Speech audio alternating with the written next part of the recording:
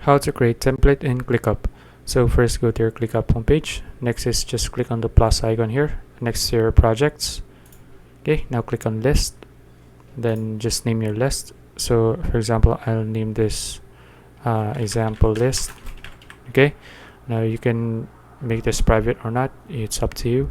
So you can also use templates here to create your list. So if you want to start from scratch, just click on create.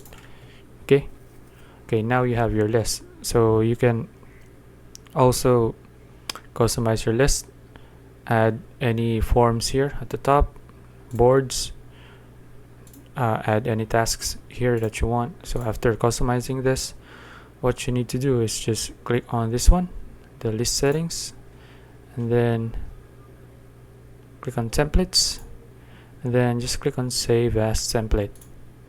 Okay, now just name your template. So I'll just name mine as example template. Then you can share it with any of the options here. You can toggle on public sharing. So after that, just click on save template. Now you have your template. So just to check, so for example, we want to create a new list. Again, click on list, here's template. Okay, now here's the template that you just created a while ago. And that's it. If you found this video useful, please like and subscribe for more videos like this. See you in the next one.